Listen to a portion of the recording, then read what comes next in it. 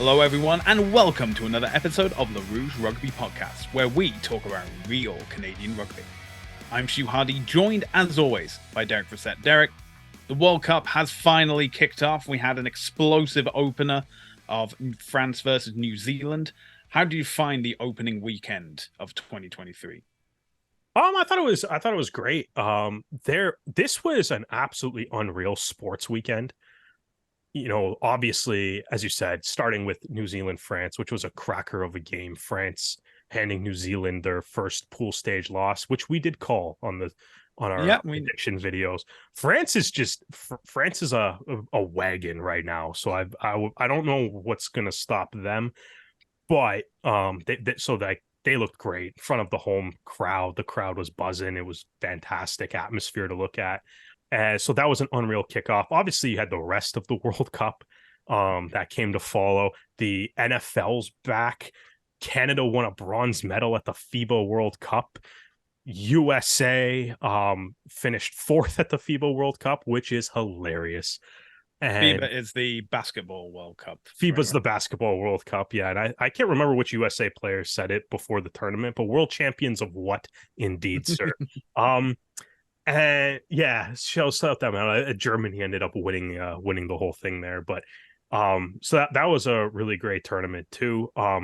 So yeah, pretty phenomenal sports weekend. I don't know, there's nothing. You just sit on your couch now for all weekend, can just be locked into your couch and go around the world. It's you can take your pick of everything.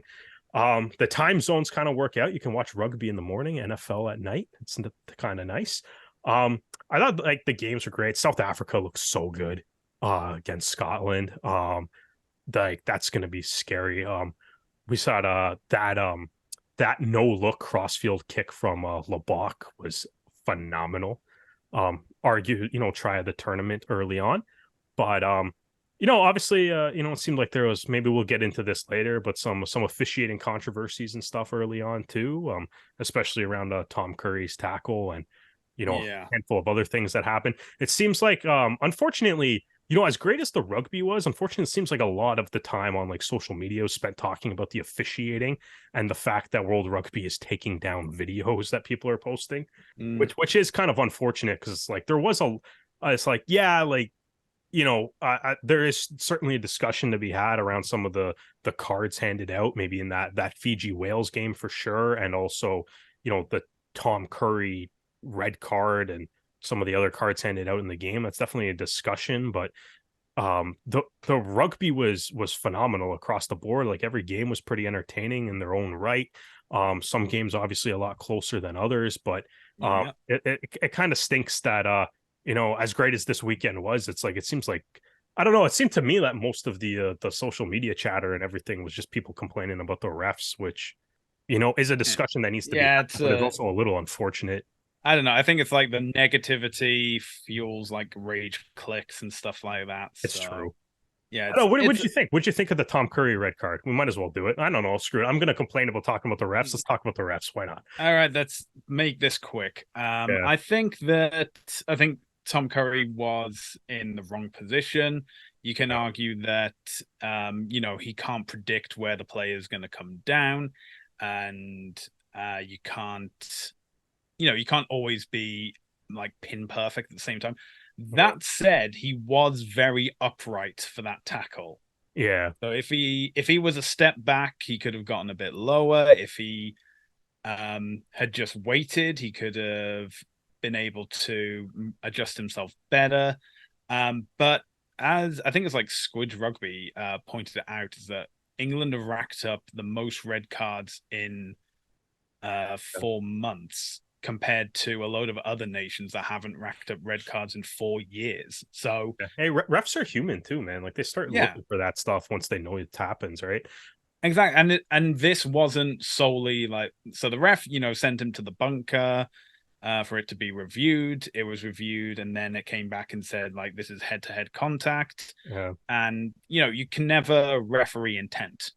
So as in say, oh, I didn't mean to hit him in the head with my head. It's cool. Tell that to the CTE case that they may have years down the line. that's the thing. I do agree with that. Right? It's like, you can't. It has to be a penalty no matter what. Right? Yeah, Because it is a tackle where the first point of contact is the head, even if it's with Tom Curry's own head. yeah, Right. I completely agree that I don't think there's any intent there. But you have to give a card out for that. The thing that I don't really like about it is it's like, even like, I think that's the perfect hit where I really like the MLR's red card rule. I think that would have been like a suffice punishment enough. Maybe Curry's out for the game, but England can put a guy back on after 20 minutes. yeah, Right. And it's like, I feel like that might have been a nice medium. I think that's also one of those red cards where I'm like, you maybe that's an hit is enough to get sent off for that game, but I don't think he should be suspended for that hit. If that yeah. makes any sense. It's like Yeah, I but then like, you're bringing in like the judiciary panel, and but that's that's what I like think. Like something the beyond the referee. judiciary thing of like there's an automatic number of games associated with certain acts is like, if you're going to say every hit to the head is X amount of games, that means every hit to the head is X amount of games, but not every hit to the head might be the same. And it's like, I think obviously if you give them a red card, you probably do have to suspend them, but like the whole, like, I feel like the suspension just adds to it. Like, I, I would be fine with a red card. I would be like, I feel like there's like, in rugby, sometimes the punishments are either too soft or too extreme. And I feel like this one is kind of leaning towards the too extreme. Like, I think if you just send them off for the game, like that should be in this situation. I'm like, I'd be fine with that.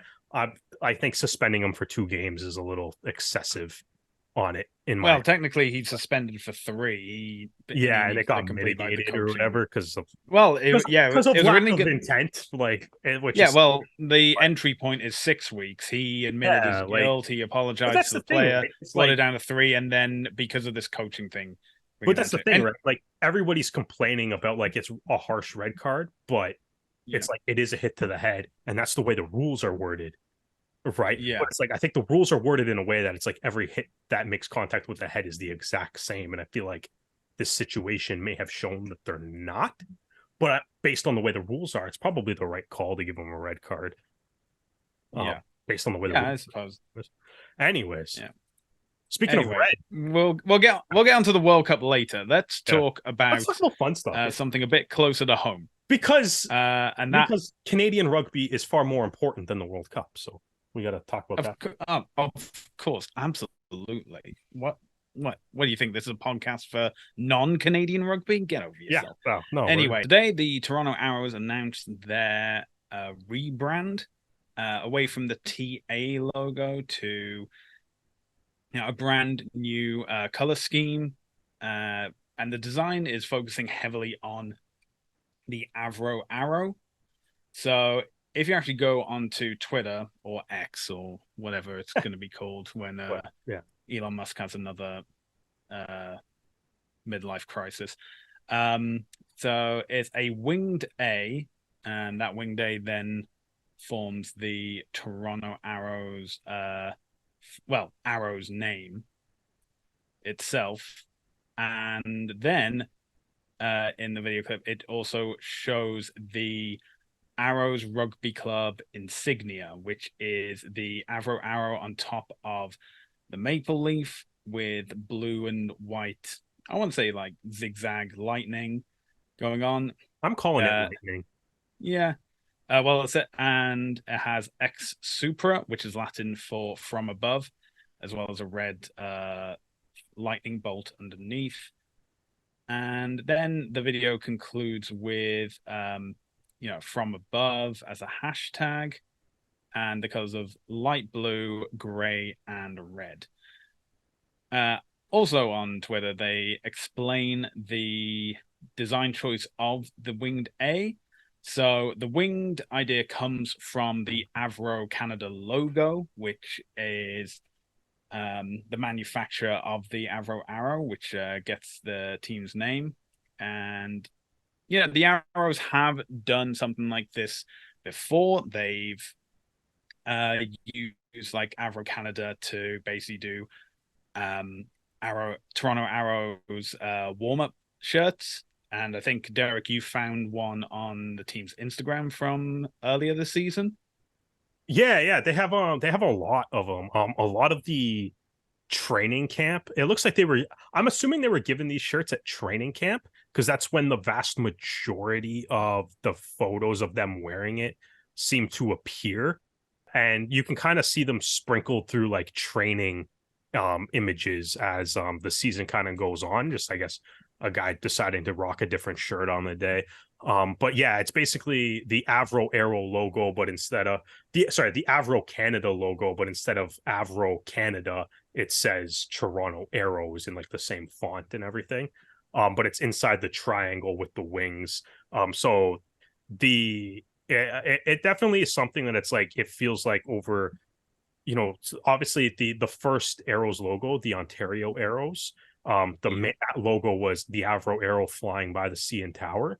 And then when they joined MLR, they went to the TA, which is what became like I guess the iconic Arrows logo that we've grown to know and love. But it seems like over the past 2 seasons or so, they've really been making a hard shift back to making sure the Avro Arrow symbolism has returned to the brand. And I guess this rebrand seems to be taking it to like the whole entire other level. Because I think since 2019, I think unless you know what the arrows are named after, it's pretty easy to look at the arrows, the TA logo, and not really know what the arrow, like why they're called the arrows. This new branding kind of removes all doubt of what this team is named after. Yeah, so they say that the three wings next to the A are based on the arrow's takeoff movement and uses the base structure for their new logo as well. And there's also seemed to be a focus away from being Toronto-centric to being shown as Canada's team. So they say, rooted in history, Toronto is our home, our hangar. And as we fly from coast to coast to coast, our club, with a logo that now leads with the arrows-inspired A, proudly represents all of Canada as our nation's only MLR franchise. And I can think of from a branding perspective is having like focusing on being like Canada's team. I mean, you look at things like the Blue Jays and the Raptors as well. Is that yes, they're Toronto teams, but they're the only representation in North American sports. So they are, for a lack of a better term, Canada's team. So the Raptors use red, which is Canadian red, as opposed to like the blue and white of Toronto. The Blue Jays have a maple leaf in their logo as well. So making it pretty clear where the Canada basis is coming from. And the Raptors also have a leaf on the back of a couple of their jerseys too. Not all. Yeah. I think a few of them, they have a leaf on the back of the jerseys. Yeah. So I think that when it comes to the arrows with the winged A, I think I can see that whilst I can see that as a logo, and I see the shield as more of an insignia that would be on the jerseys and stuff like that.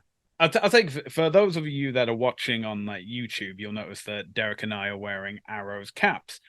I'm wearing the Founders Club version of the original TA logo. Yeah. But Derek, you're wearing arrows with like two lightning bolts on either side. And so the way I would define it is like the TA is like the main logo. Yeah. And your logo is like a seasonal logo. As in like it's arrows. And we all know that it follows like the same color scheme and stuff like that. But it was designed for this season. And and obviously it's not going to be used next season if they're changing the color scheme. So I think for some things like the shield, I would say keep that as the main. The shield should be the jersey logo. Yeah, keep that as like the jersey logo. I think if you look at a brand like the New York Yankees, right? Yeah. Like the Yankees official logo is a baseball bat with a top hat on it. right? But Yeah. like that's not on the jersey, right? No. The jersey is the iconic NY, but Yeah. officially that's the Yankees logo is a baseball bat with a top hat, Hmm. which I mean is also kind of goofy. But that's like, my hatred for the Yankees aside.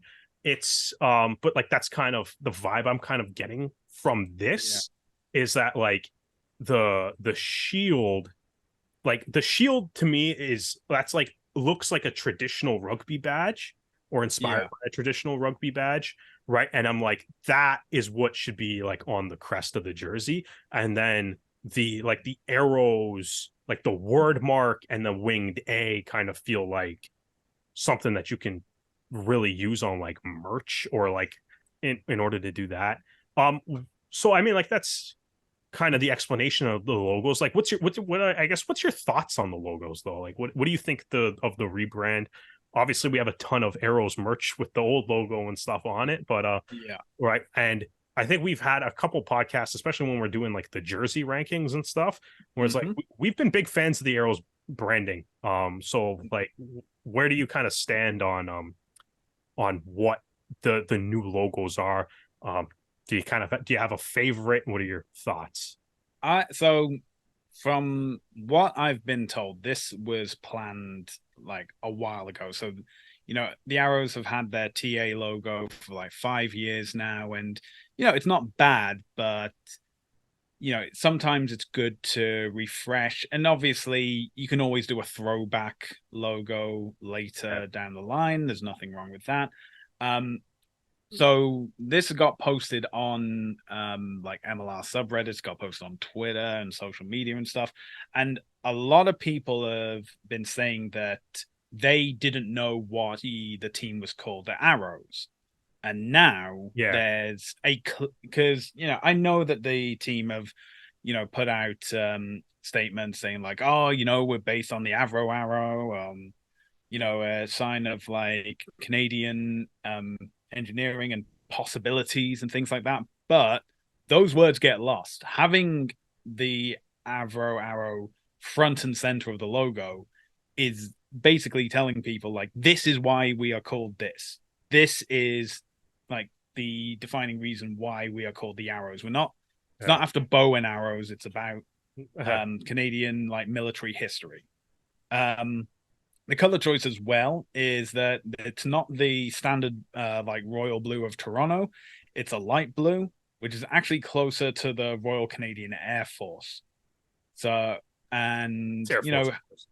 yeah, and having the what do you say, like the motto, I guess, in Latin, that is also very reminiscent of the Air Force as well. So, I can see like branding moving into. I think as well. I've also spoken to people, and they've said when they find out that the arrows are named after a jet, essentially, is that they need to go all in on like the jet marketing and like the arrow Yeah. marketing and stuff. And I think that is, I think that's something that they've done. The maple leaf behind the jet and indicating that it's the Canadian team. I think that works really well. Mhm. The A with the three wings, I think like I did need the explainer on Twitter to really show me what that meant. Because it's like I can say like red, okay, that's Canada. Gray, I don't really think that's a good idea. Light blue, that's different from the blue that they used previously. But all in all, it's not. I think it's more of like an evolution of the logo rather than a complete change, such as like Rugby ATL's rebranding last year. I Yeah. think that I think No, that was a clear example of what not to do. I think that's that is one big, like you said, you heard that this was been planned for a long time, and to be honest, like it really feels like that. Like as you said, it's like we already talked about the fact that the players wore like Avro Arrow inspired or parodied, however you really want to word that, like training shirts during camp. The arrows on the shield, the new shield, it's got the stat like lightning bolt pattern. Um which now I'm kind of thinking, is it light blue because of the sky? Sky's light blue. Is that something? I don't know. I've been looking at It's kind of the Air Force logo, and it is a it's light too. pretty close. Yeah, it's pretty Yeah. accurate. Either way. Anyway, Like I think, but like that lightning bolt pattern was on the jersey, right? Like last year, right? Parts of the jersey was like sublimated into it. So it's like they've been using that pattern, and like even like my hat that you pointed out has lightning bolts on it. So it's like that's been something that the arrows have done, and ultimately it does make it feel like the like evolution of the brand as opposed to like a full like rebrand, completely different identity and everything. As for the logos themselves, when I first saw the winged A by itself, I was kind of meh on it. And then the video continued to the full word mark with the entire arrows word written out, and I absolutely loved it. And then it made me go back and I really liked the winged A a lot more because it's the same A that's in the full arrows word. To me, it really like it kind of looks like, a Top Gun type logo or whatever. Like it's got obviously really heavy aviation vibes to it. In general, I really love it because I think part of it too is that with the winged A and the full arrows word mark, and the way that the Toronto Arrows are saying that they're leaning into the Avro Arrow kind of motif and they want to touch on that history. Avro Canada as a company went defunct in 1962, right? Mm-hmm. So it's like we haven't seen a logo from them obviously since the 60s, but there's a part of me with that arrows font and the winged A that really looks at that and is like, if Avro existed today, I'm assuming they would have updated their logo at some point, and this looks like it could be like an Avro logo if Avro existed in 2023. Yeah, which I get that. Yeah, which I do think is cool. And like I love the word mark. The word mark is honestly, out of the three logos, the full arrows word mark's probably my favorite one. The badge is really cool. And overall, I really love these logos. I love the full social media rollout of them. The video with like the Avro arrow taking off mixed in with like a player scoring tries was really cool. The full like logo drop that was like, the black and white sky. The video was awesome for it. Mm-hmm. So I really like that drop. I do have a couple nitpicks though, if you All right, hear them. tell me. All right. So I do love it, but I do think there's my one a nitpick, and this doesn't mean it looks bad. There's a lot of red, white, and blue teams in the Eastern Conference. And I think the previous colors help the air, like, of, the blue and white, obviously, is iconic Toronto colors. But, like, the blue and gold, I think, was slightly different than a lot of the other teams in the East. Obviously, there's the Free Jacks, there's Old Glory. They're both, blue and red, white, and blue as well. There's Miami is blue and pink, which is close to blue and red in a way, which is kind of close. And then obviously, obviously as well, the New York Ironworkers are blue and orange, which isn't really red, but is also kind of in the red family. You use red to make orange, just like you use red to make pink. So they're all kind of in that same sort of family. Looking at the East right now, there's probably, with the exception of the NOLA Gold, there's going to be a lot of blue versus white games in the Eastern. Like, and that's not necessarily like a criticism of the rebrand, because it's like, obviously, if you want to add the maple leaf to it, you're going to do it in red. They're obviously going pretty heavy on the Canadian motif, so I get why they're adding the red and stuff. But it's half the Eastern Conference is red, white, and blue. Two of the other teams are heavily blue, with a red-ish color with that as well. And then there's the NOLA Gold. So it's like the conference, there's a lot of, I'm just saying there's a lot in the same conference, which isn't really a critique and to say that this is bad. It's just there's a lot of the same colors in the Eastern Conference. The other one is The badge looks a lot like the Winnipeg Jets. Mm, It looks like the Winnipeg Jets did.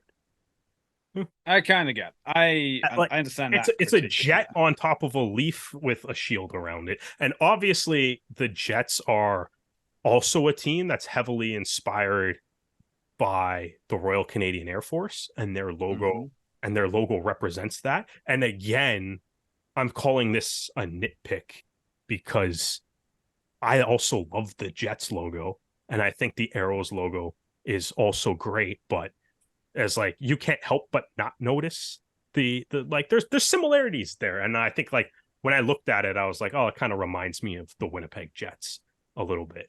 And again, not that's not necessarily a I'm calling them nitpicks because that's not necessarily a bad thing because I do like the Yeah. Jets logo. But if I had to critique anything with it, it would be that. I don't know. What are your thoughts on that? Or do you just do you completely love the logo? Do you I think I have a nitpick, and it is with like the Arrow's shield itself, is that the font choice for Arrow's RC, standing for Rugby Club, doesn't match the the other Arrow's word. Yeah, the other wording. I think that's something that can be changed before, it kits are matches printed. what it matches like the font that they used in the video for like the from above.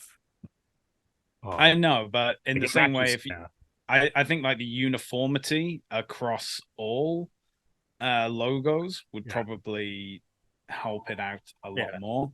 So if you look at like the actual Avro arrow on the shield logo, where it Mm-hmm. would be the RCAF logo instead of a maple leaf, it's the new Arrow's winged A. Like in the logo or in the shield.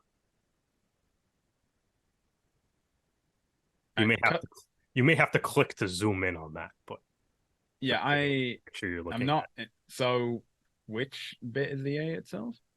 like The logo on the wing yeah, like itself. what would normally be a maple leaf for the RCAF logo is the Arrow's winged A instead of the leaf on I where the I don't know. I think I that's like that. That's cool. especially if this logo is to go on like merchandise or like match day shirts. I think that's something that can be easily overlooked. So that's why I'd say like I'd have that like the typeface from the rest of the logo Yeah. from the previous logo up top. But again, like I said, that's something that can be done, between now and before like pre-orders on kits and stuff are done. I think as this is all rolling out, I think a explanation can be given of things like, oh, why did you choose this light blue? Why did you choose this gray? Why did you choose this red and stuff? And then obviously you can say, oh, red's to do with Canada, light blue is to do Yeah. with like The red's Sky. obviously for Canada. It's pretty Uh, the red's pretty obvious. Different shade of blue though, they can maybe yeah, that's what I mean. Like if you explain that and stuff, ultimately, I feel like it's a good, like I said, it's an evolution. It's not a full yeah. rebrand, and it seems that the general consensus is like fairly positive. I know that some people are Some not people happy with it, some people but are all everybody you're never gonna like get 100% consensus on something like this. yeah, But it's a lot like but like it seems to be generally positive. Like yes, like for me, like overall, I really like it. It's like my negative thing was like, oh, it's there's a lot of red and blue teams in the MLR already, and which again isn't a bad doesn't mean the branding is bad. It's just there's a lot of teams that kind of have a color scheme, but I don't know. I suppose if you look across all sports, there's probably I don't know. There's probably a lot of red and blue teams, especially in the United yeah. States. I think red, But white, and blue are like the it's pretty go-to common, yeah, colors for any sporting team. yeah, So I don't think anyone can really claim a monopoly on it. I think yeah. if there's any team that could, it's probably Old Glory because they Glory, named yeah, themselves after the flag, which is yeah, red, white, and blue. Unless the Free Jacks want to call themselves the Union Jacks, but that's a whole other political argument we want to go down. yeah. So, but ultimately, Yeah, like, I like it. I think, yeah, there's a few things that, maybe could be improved and tweaked, but overall, I like it. It's pretty good. yeah, no, I feel the same way. Like, I feel like, I don't know, if you were to grade it, I feel like it's like A minus B plus range, Yeah, I'd say whatever. A Like, minus. Yeah. and my like, but like I said, like my only real criticism of it is that it kind of reminded me of the Winnipeg Jets really, really quickly. And um, No one wants to be reminded of the Winnipeg Jets. yeah, I would prefer that that team just doesn't exist. We should go back to 2007.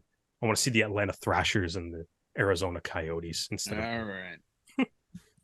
I just Okay. angered an Let's entire province. keep it on rugby. Let's keep it on rugby. So we have mentioned that the Rugby World Cup did kick off this past weekend. But there have also been some articles that have come out about why the USA and Canada are not on the global stage, not representing their nations. And we've had two things that have come out. The first we'll go for is The Athletic, who put out an article saying, why have the US and Canada not qualified for the Rugby World Cup? And it's a pretty, and these articles are designed for like the casual viewer that normally expects these teams to be there. They talk about how in May of 2022, it was announced that the 2031 Rugby World Cup for men and 2033 Women's Rugby World Cup would be coming to the United States. And then 6 months later in November, the United States failed to qualify for the final place in the repechage tournament. And and because it is a American publication, it is a bit more focused on the United States, but they do say that Canada was eliminated by Chile 1 year earlier, and there'll be the first iteration of the competition in which there's no North American representation. And they a lot of things talking about like the heritage of rugby in the United States, saying that previous presidents have played it, including Joe Biden, Bill Clinton, George W. Bush, JFK, even saying that Bush played at fullback for the Yale first 15. And there's a lot of talent, and I've got a lot of people to interview it for this article. Speaking, including Gary Gold and the former head coach for the USA Eagles. And he says, structurally, the game hasn't been run properly. I'm not necessarily pointing the finger at anyone, but fundamentally, the issue is money. Rugby struggles to generate income, and generating income means more time in camp. More time in camp means an improved group of players. And, this seems to be a common like thread for Yeah, Canada as I well. feel So like it's I feel like every time these articles come up, it's like we need more money. yeah, it It's is this money, thing. which I mean isn't wrong, but Yeah. it's also like, what are we doing to get more money? Yeah. So Ross Young, the CEO of USA Rugby, even says historically our whole men's 15's yearly budget was less than Eddie Jones's salary as head coach of England. That counts running events, players' fees, everything. It's impossible to compete when you have restricted resources and everyone around you is improving. And I'm like, okay, then as the CEO of USA Rugby, what are you doing to, get more finances, get more sponsorship, get more backing? If you Yeah. come from, one of, if not the richest nation on the planet, how are you struggling with money? But of course, it's easier to like Oh, say I mean, something. Yeah. in the same way as it's like like it's easy to be like, well, there's a lot of money in the United States, but it's like that. I think like the fact of the matter is like in both Canada and the United States, what's rugby like the 15th most popular sport?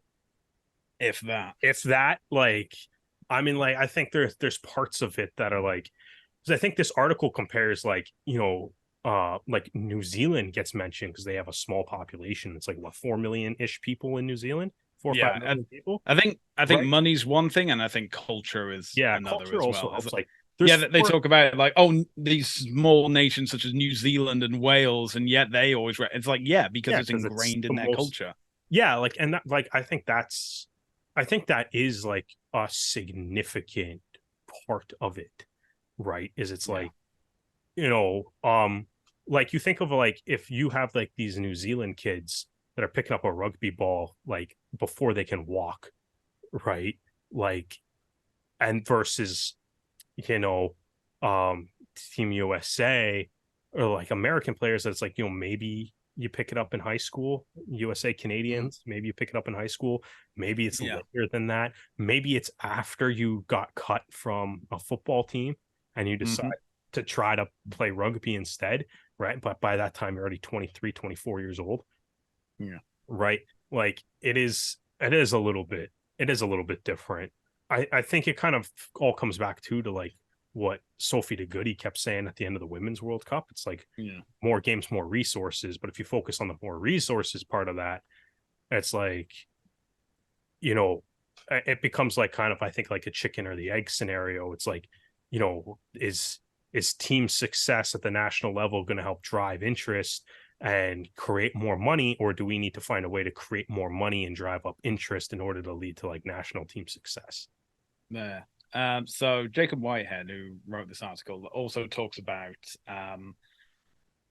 Canada's failure to win a World Cup game since 2011, and they were unlucky to not have the game against Namibia because of the typhoon. They mentioned that the decision to sack Kieran Crowley after the 2015 World Cup was a mistake, considering how well he's been doing in Italy.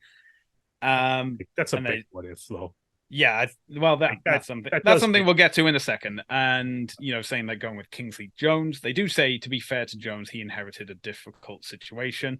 Rugby Canada is extremely underfunded, with lots of money going towards the Sevens program, while there was also a small player pool, with the country having historic difficulties in converting youth participation into senior club members. This has a knock-on effect at elite level. The Toronto Hours are the only Canadian team in MLR, leading to a bottleneck in player development, with youngsters unable to gain exposure to top-level rugby. Two domestic teams could help solve this, with the current system meaning that will be a string of experienced players retired in recent seasons. Their backups were not ready to replace them. And, I feel that is, kind like somewhat accurate in... I kind of disagree with it, though. Yeah. Like, I don't know. Why do you think it's accurate? And then I'll say, so the idea of, well, okay, let me go back to, to sack Kieran Crowley was a mistake. And it's like, we can see what Italy doing and say like, oh yeah, of course it was a mistake. Italy are doing so well now compared to different situations. Yeah, but I think as well it was that ignores the work of like Conor O'Shea, who between 2011 and 2015 was focusing on the youth development of Italian rugby, which then, when they came of age, and allowed Kieran Crowley to then direct them into, the strongest position they've probably been in since the sports turned professional. I think you see that across all sports, where it's like, yeah, like you have guys that, whether they're coaches or whether they're players, that maybe struggle to have success, and then they hit a change of scenery and hit their stride in that change of scenery, right? Like, I mean, like there's obviously Kieran Crowley, who, like, I mean, obviously has been immensely successful since moving to Italy. I mean, even if you want to extend it, it's like it's a running joke in Toronto how many former Leafs have won Stanley Cups in the past like 6 years. Yeah. Right. Like it's a running joke with like how bad, the Leafs being constantly underperforming, but it seems like every player that leaves wins a Stanley Cup within their first 2 years away from the franchise. Right. It's just it doesn't make you bad. It doesn't necessarily mean you're bad. It's just like, maybe the change of scenery helped. So I'm like, I don't. It's like there are some things that an organization does that no matter who comes in, like we could get like, what's his name? I'm gonna say Shane Williams. That's yeah, or like Rob Howley.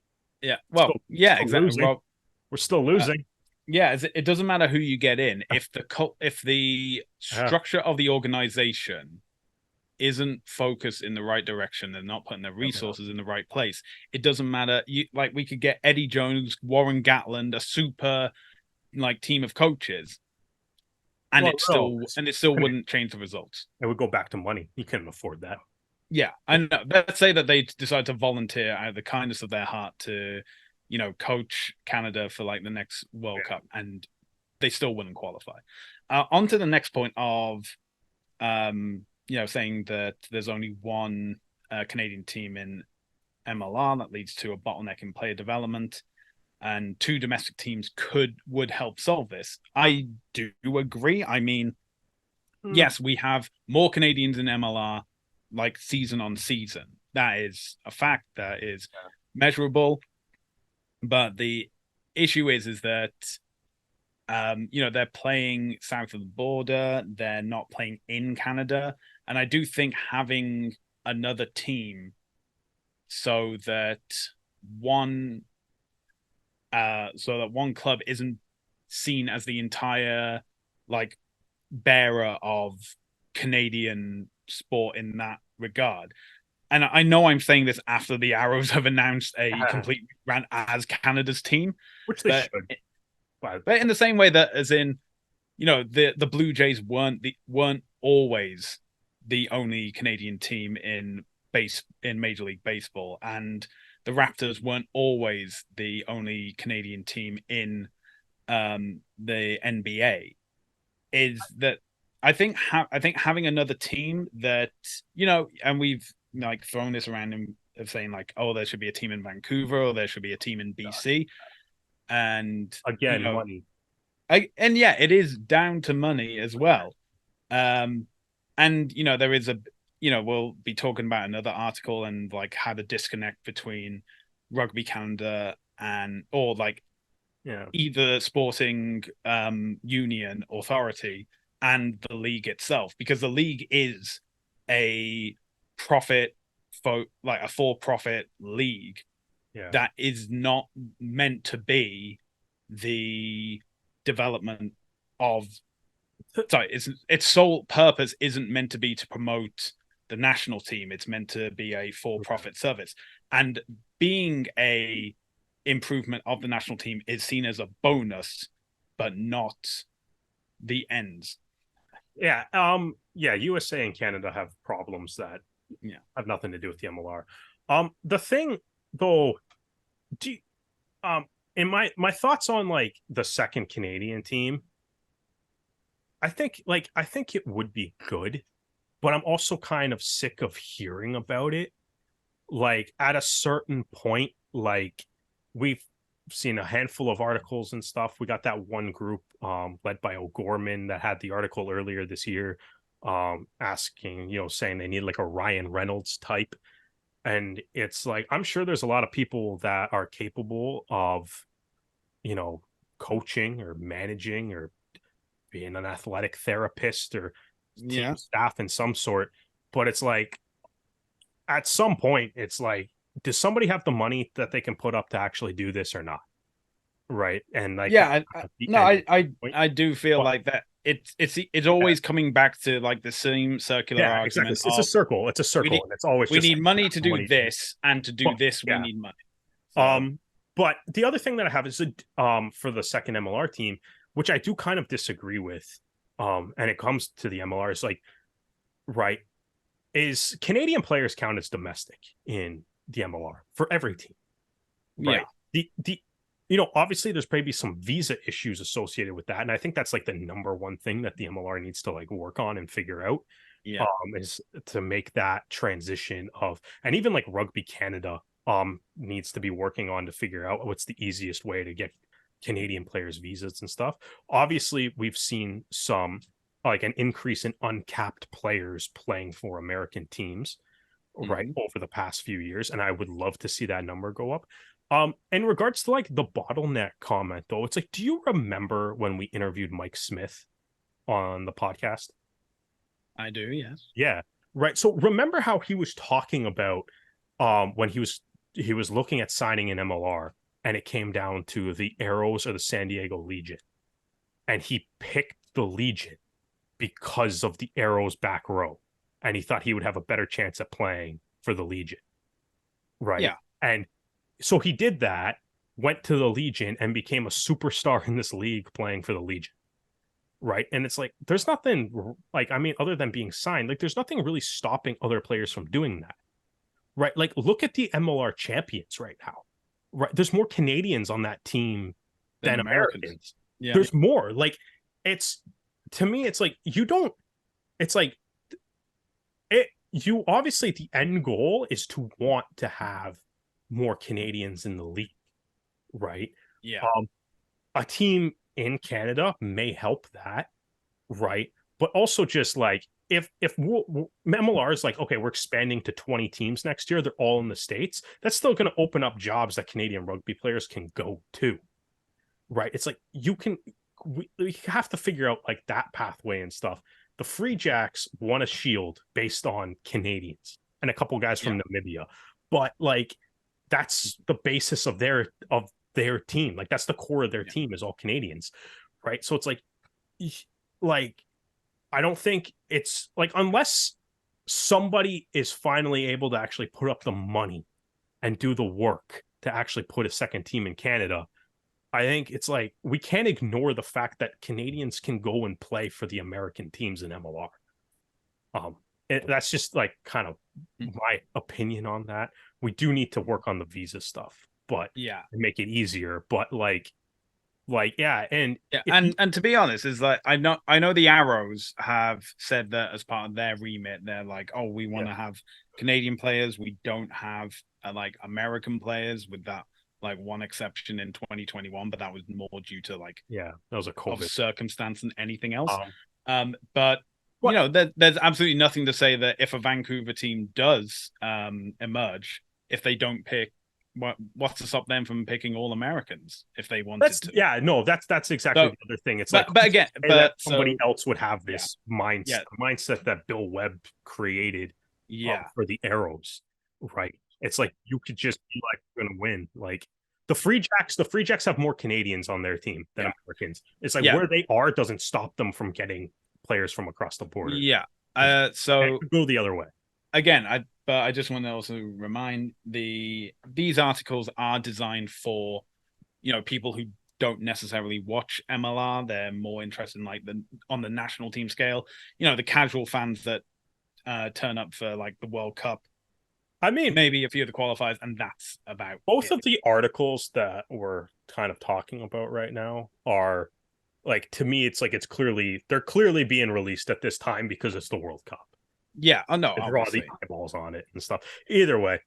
Okay, and I want to move on to the next one. The second. I honestly think the next one's more interesting. Yeah, so the second article is also like Canadian focus as well, and obviously that's why we're talking about it. Yeah, so it's titled "Why Chile is in the Rugby World Cup and Canada isn't," and other facts. And this is from The Province, and it is authored by Patrick Johnson. This came out on Saturday. And you know, it opens with talking about Corey Hitchborn, saying he's seen a lot of coaching rugby in Canada for the past decade. He built the UBC men's rugby program. He helped start a team in MLR, which was the Seawolves.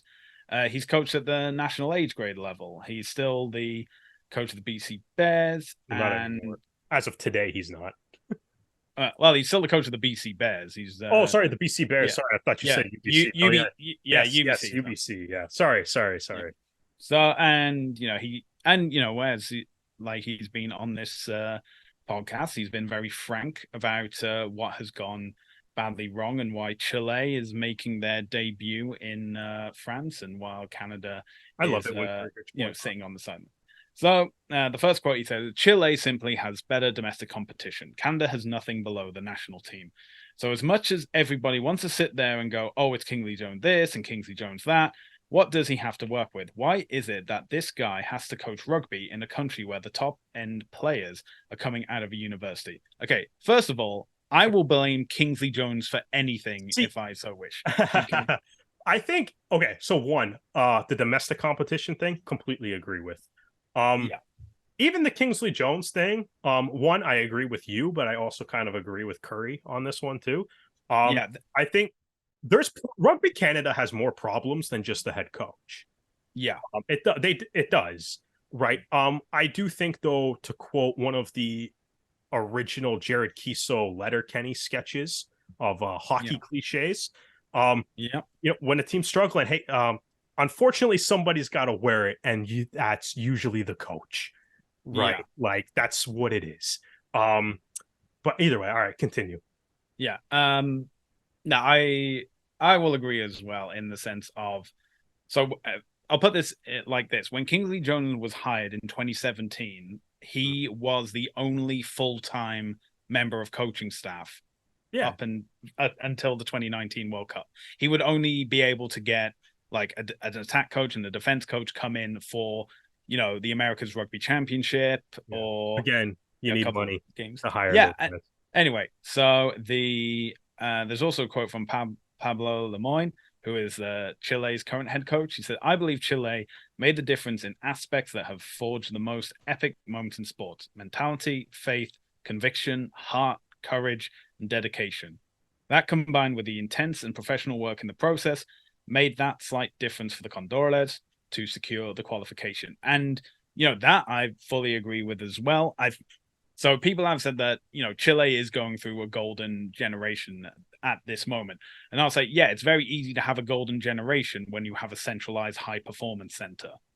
That's the Chile thing is got that better. That's yeah, Chile got they got better. better and they put their Yeah. resources into. Now, interestingly, Because their resources, such as money. yes, but the thing is that between 2015 and 2019, Chile invested heavily in their sevens program because and that's the thing. People are arguing like, oh, why is the US putting money into sevens and why is Canada putting money into sevens? And bottom line, it's an Olympic sport. More people are going to watch the Olympics Yeah. than the Rugby World Cup. That is a fact. Also, you That should put money into sevens. Like what? Like oh it's yeah, the sevens team. Like yeah. I'm not saying putting don't into put sevens. money into Yeah, sevens. I think what they're saying is maybe if we have like an even distribution, and yeah. that can also apply to like the women's and the women's sevens as well. Um, but yeah, I think so. Chile invested in the men's sevens from like 2015 Mm. into 2019, and that helped. I think that also helped secure the funding for the high performance center. And then it became optional for like the 15s to use it as well. And over 2020 and into 2021, you could definitely see that level of improvement as well. Now, again, with Corey Hitchborn saying, Chile has the better domestic competition. If any of you want to see a deeper dive into Chile's rugby history, I strongly recommend watching Squidge Rugby's video about Chile, Mm-hmm. and that'll give a full context of what's going on. Then the article goes on to mention Hitchborn is proud of his time at the Thunderbirds. They've won the BC Premier League title in 5 of the last 7 competitions. He's also not shy to admit that UBC's success came as the overall quality of the league went into steep decline. And above that, there was once a national men's representative competition called various things over the years. It's been the Canadian Rugby Championship, the Coast to Coast Cup. I think that was meant to be the Coastal Cup, not Coast to Coast Cup, because Coast to Coast Cup is still ongoing. And the Arrows Academy won it this year. So, anyway, the huge gap that must be fixed, Hitchborn believes. And I will agree with him. I think that, for a lack of better term, provincial or inter-provincial competition, with the Rock, the Blues, the Bears, and the Wolfpack.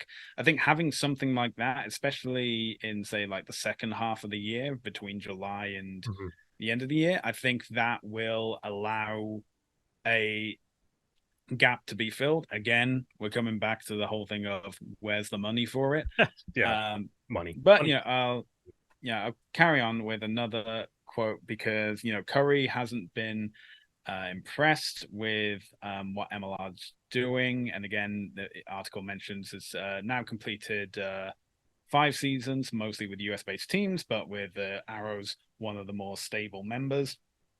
And Curry says MLR is a bust. We all know this. They're in loads of financial trouble. The players aren't happy. You've got all manner of people coming in, coming out, coming in, coming out. And neither country that helped really support it is in the World Cup. So this is the part I disagree with. Yeah. Now again, from what I've been told about the financial situation of MLR, is that it's actually okay. But then again, Yeah, I don't. my sources and Curry sources may be totally different. I was gonna say, that wasn't the part of that statement that I Yeah. disagree with, actually. Uh, but the thing, neither country that really helped really support it is in the World Cup. So let me put it like this. In 1995, rugby went professional for the first time. Mm-hmm. And in 2011, 16 years later, Canada beat Tonga and drew with Japan. And in 2015, Canada, they qualified as America's one, and they lost all of their games. Although two were close, they could have possibly won those two games. But the thing is, between 1995 and 2015, 20 years has passed. And I personally believe that that was the last time any team in the World Cup could possibly get away with any form of amateurism in their organization In 1995. in 2015, because at this point it's been 20 years, Yeah, and an entire generation has grown up knowing only the professional game. professional. Yeah, okay. So we go into 2019, and Canada lose to the United States, which they've done for a couple of years at this point, and then they lost to Uruguay, and it always used to be that Canada or the USA would qualify as America's one, then beat Uruguay for America's two, and then Uruguay, if they were good enough, would qualify in like the repechage or something like that. That should have been like the biggest alarm bell going off in Rugby Canada, besides the alarm bells that have been going off constantly for the past 4 years at that point. But Canada beat the other repechage teams to qualify for that World Cup. They were up against, multiple World Cup winners in the pool stage in New Zealand and South Africa. Then they were up against Italy, a team they had played in 2015 and got destroyed by them. And then obviously the game against Namibia didn't happen.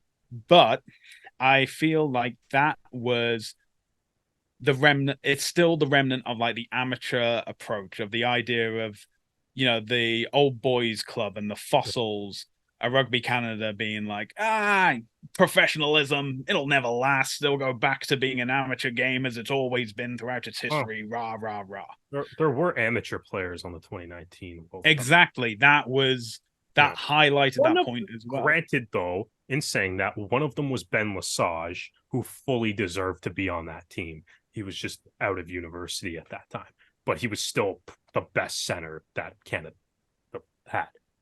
But yes, he was an amateur technically. And then he signed with the Arrows in the winter. But yeah. So let's say that between 95 and now, or let's say 2021, because that's when Canada failed to qualify, that has been a severe lack in the understanding of what professional rugby requires. So let's say 26 years, as a conservative estimate. Sure. If you think MLR, who was also part of those 26 years, so let's say so the Arrow's inception 2019 till now, that's 5 years, and we take off like those 2 years of where they overlap. So the Arrows have been like pushing the idea of professionalism for 5 years. If you think they can undo 26 years worth of neglect in 5 years, I have some magic beans to sell to you.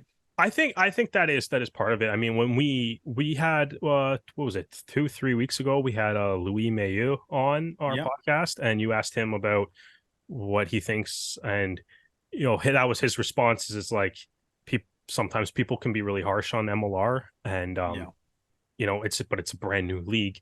I do want to circle back to that point that we did discuss earlier, where it's like, I don't think it's the MLR's responsibility necessarily to it's a side effect that Canada and USA get better. But I don't necessarily think it's not it's part of that. But I do agree with the idea that I don't know if it's been enough time, right? Like, and these things I think take time, right? Like if you look at, let's look at some other sports within Canada, to me Yeah. anyways, right?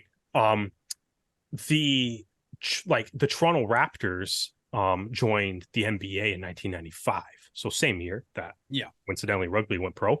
And if you kind of look at it, it's like, we're now, just under 30 years, 28 years later, Canada just had their best result ever at the FIBA World Cup, right? But Yeah. it's a roster that is built of players that got to grow up watching. And I mean, obviously not everybody's from like the Toronto area, but like it's a roster that had a whole bunch of players that got to grow up watching the Raptors, maybe even the Grizzlies, and like Steve Nash in the NBA, right? And all those guys have now grown up and are playing in the NBA themselves, and playing in the NBA themselves and representing Canada, winning medals for Canada at the World Cup now. But that took like 28 years to win a medal for Canada to win a medal, right? And also, it's the first time that that team in winning that bronze medal. Part of that on that pathway was that they qualified for the Olympics for the first time since 2000. So the first time since Steve Nash was on the team, right? And additionally, too, I think if you look at soccer, there's TFC came in 2007, right, as the first like professional soccer team in Canada. A couple other MLS teams soon followed, but again, it took, when was the FIFA World Cup last year, 2022? So it took like 15-ish years again, right, for Canada to get back to the World Cup and have the performance that the men's national team had. But again, most of those guys probably got to grow up actually watching professional soccer in Canada, right? Yeah. And I think if you kind of look at that, like going into the NBA this year, there's going to be more Canadians in the NBA this year than there was between 1947 and 1995, like in total, right? Like before, well, I guess the Toronto Huskies played in 1947, but like the Raptors showed up in 1995, obviously, right? And since then, they've obviously had a huge impact, and there's a lot more Canadians in the league. But the other thing, though, right? So it's like, I think there is a little bit of, to me, there's that record. It's like, yeah, like the MOR, because is going to take time for the full impact to properly be felt, right? Yeah. It's like, even at right now, like there's not a single player in the league that got to grow up like idolizing professional rugby players in North America. No. Right. Yeah. They're like, because it wasn't an option, right? And quite even like even a rookie this year is probably like seven, like maybe you're starting to see, maybe a rookie this year might be the first wave of players that maybe thought this was a possibility since high school and stuff. Maybe. Yeah, like it's probably been enough time to maybe be like, maybe there's a kid in, because there could be a kid in grade 12 when the Arrows played their first year that's now graduating university, right? So that's enough time. So it's like maybe you're starting to get the first wave of kids that can look at MLR as an option since high school, and that first wave is just starting now, yet alone like kids that know nothing other than the fact that MLR is an option, which I think goes back to the cultural thing that we were discussing earlier. But so I just think there needs to be more time, because I think more time also circles back to Curry's initial point, was it's like of needing like a better domestic competition, which I do completely agree with, because I think the step between university and the MLR is a big one, right? And you need somewhere to go play for the guys that aren't quite good enough for an MLR team yet, but need somewhere to go play. Yeah. And again, if you circle back to basketball and soccer in this country, we, after like 20 plus years of both having professional, having MLS teams, having NBA teams within the country, now we have the Canadian Premier League.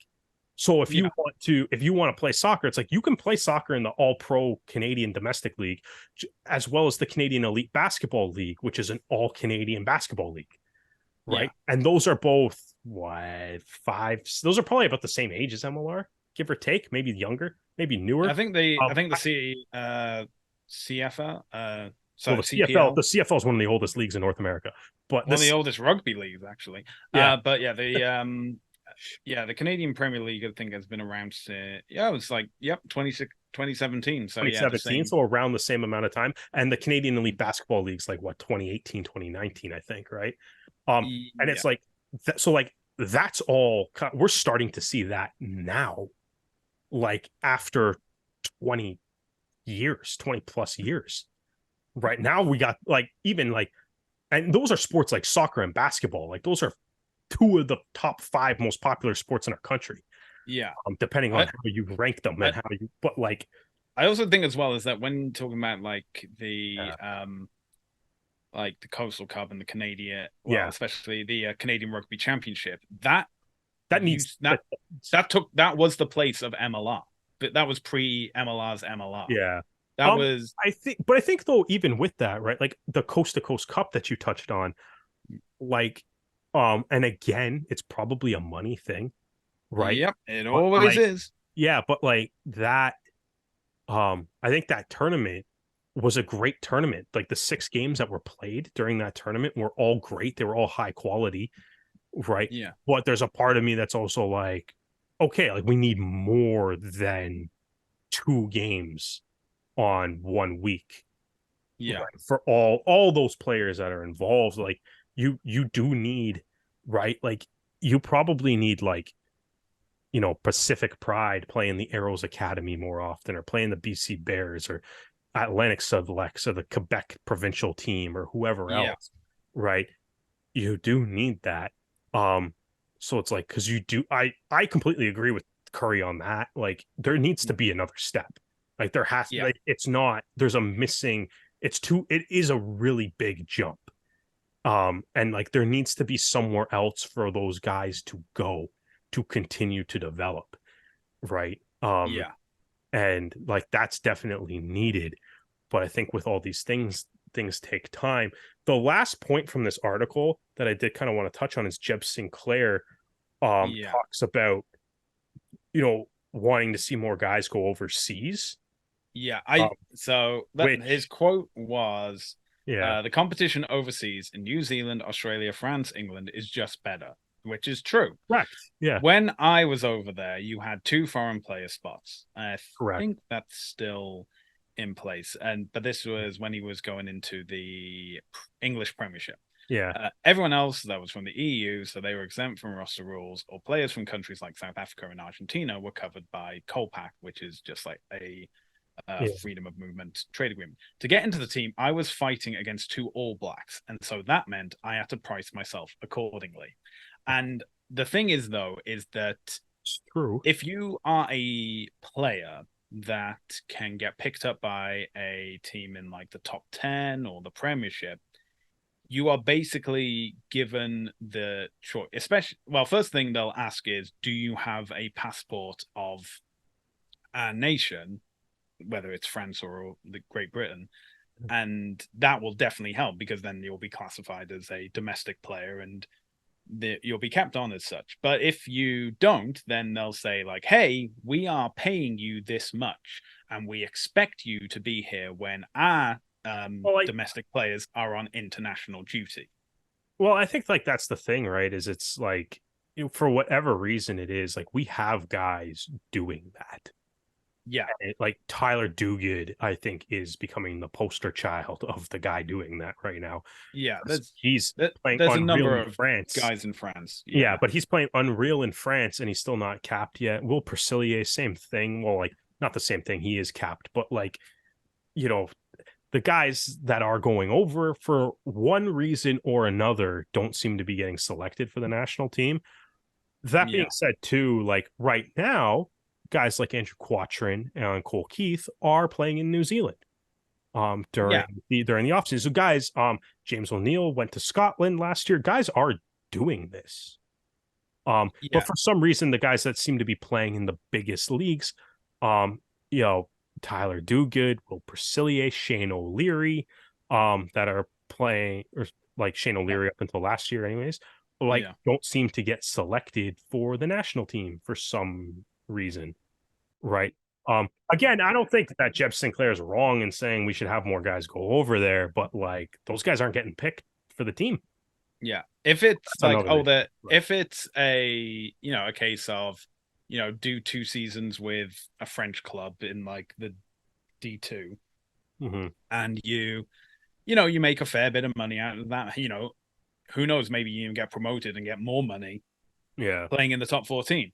But if you want to play, it's the same thing for like any national team. If you want to play for that country, or if you want to play for your country, you need to play in your country. And I know that the MLR is a bit of an exception because it's North America more than just yeah. Well, USA. the But Springboks are but also an exception because they run their team properly and just pick the yeah, best yeah. South African players. Oh well, you found out what happened in what was it, 2016, when they stopped picking players that were based overseas. Yeah, And that's the way it should be done. Like you yeah, pick the best team available to you. It shouldn't matter where guys actually play. yeah, And yeah, that's worked out pretty well for South yeah. Africa. Speaking of which, we've gone an awfully long time on this podcast without talking about the actual biggest rugby thing that's going on right now.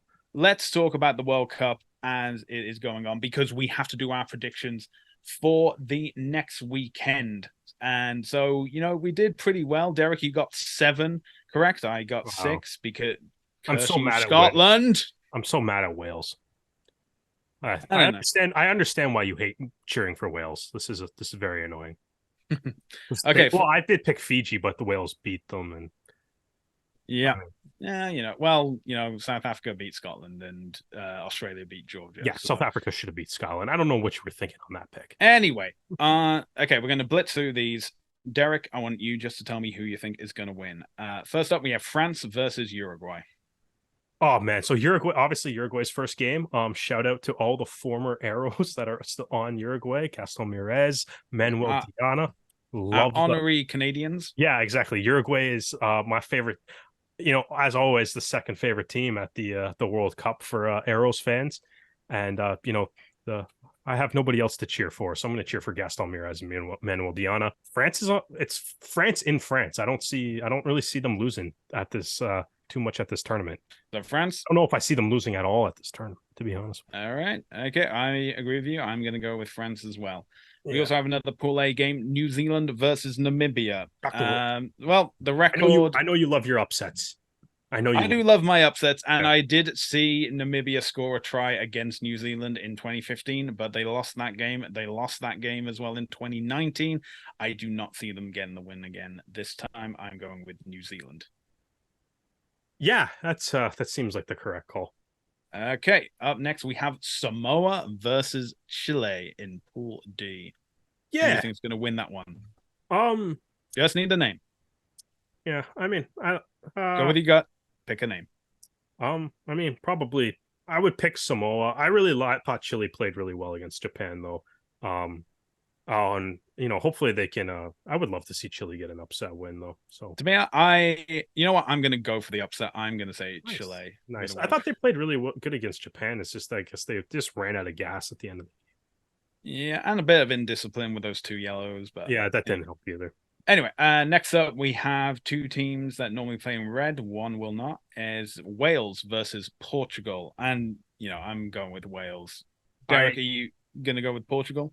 Yeah, just to spite you, for no other reason. Fair enough. Next up, we have Ireland versus Tonga. I will be picking the world number 1s for this. I'll be going with Ireland. Yeah, I mean they smashed Romania like 80. What was it? 82-7 what was the score of that game? 82-8. 82-8. Yeah. Unbelievable opening performance. I mean, Tonga too is another team that they should probably walk over. So, yeah, Ireland for this one. All right. Up next, we have South Africa versus Romania. And okay, I've learned my lesson. Don't go against the Springboks. No, I have no idea. Africa. Yeah, the Springboks are an absolute wagon right now. They are on fire. Again, I don't think that's not a team I foresee losing any matches in the near future. This is a fun game, though. This is a fun game. It's Australia versus Fiji. Oh, boy. Who are you going to pick? I think Fiji played very well against against Wales. Thank you. I think Fiji played very well against Wales. Maybe a little hard done by some quick yellow cards when Wales got a little bit of leeway there, but also they did almost have a chance to. They didn't nearly have a chance to win the game at the end. Yeah. I think I'm gonna go with Fiji. I think Fiji can knock the Wallabies off. Make that pool super interesting. Well, just to be different, I am going to go with Australia on this one. Okay, and we have the last game on Sunday, England versus Japan in Pool D. I am going to go with England. Yeah, but I do expect it to be a close one. Yeah, I think it'd be a good game. I mean, I don't think Japan was overly impressive, but also I mean, they did get their win against Chile.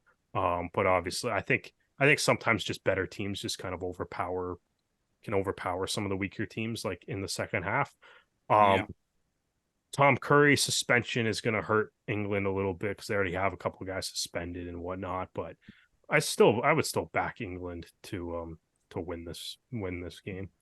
All right, and this game will be coming out on Wednesday, the 20th of September, but that will be before we release the next episode of this podcast. So, who do you think will win between Italy and Uruguay? This is so far out to predict. Well, considering Uruguay looked absolutely unbelievable against France, what a huge upset win that was.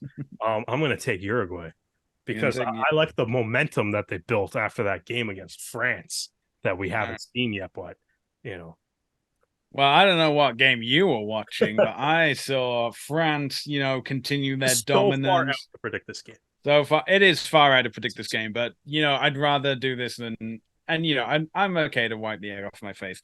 I will go with Italy on this one. Just to mix it up because I think last time we only had like 3 games that we chose different ones. And this time we got 1, 2, 3, 4 out of that. And so, a bit of a mix up, bit to see which way it'll go. But those are the games that are coming up this weekend and on to the 20th, which is in 8 days' time.